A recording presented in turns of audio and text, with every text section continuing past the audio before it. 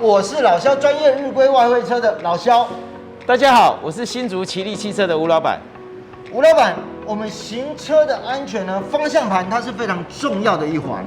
所谓的重要呢，不是说它的功能性强不强，或者是它漂不漂亮，而是呢，我们有时候在开车的时候，你会发觉，我的方向盘好像有间隙哦。然后有时候呢，方向盘可能有的人他开，他说我的方向盘为什么有声音？好。通常我们方向盘如果有间隙或者有声音是什么状况？对，我想跟大家来解释一下，好不好？没问题。我们先从间隙开始。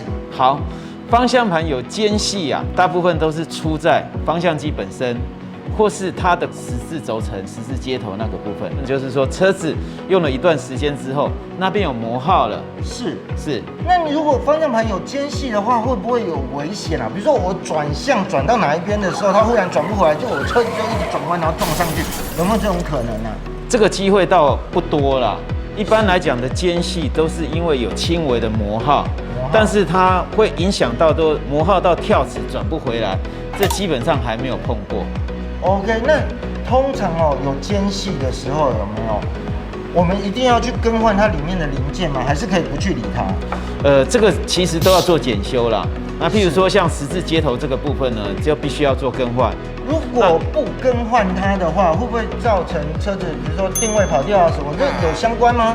都有可能，因为你在方向盘间隙很大的时候，其实你在高速公路或是在山区的时候，其实是比较不好控制车子。哦。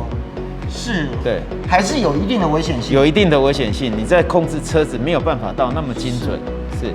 好，那我再问一个问题，那如果说你在转向的时候一直有声音呢？一直有声音，其实转向如果有不正常的声音的话，基本上也都是磨耗。比如说它的方向机有磨耗，里面需要润滑，或是说方向机的棒谱它可能磨耗了，你在油压在打的时候有声音，或是电动方向机的电动马达。有一部分的小声音的话，其实也算是正常的。那最主要是看它的声音是不是不正常的声音。你讲到这个我就想到两件事情。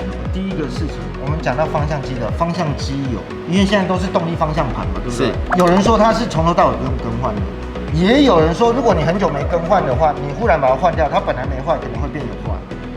这到底是什么状况？可不可以跟大家解释一下？方向机油你在更换的时候，其实是有一些东西要注意的，包括它的油壶，因为它的滤网是装在油壶上面。是。当你在换油的时候，如果破坏到它的滤网，当然有可能变成油路堵塞，铁屑跑进去了。是。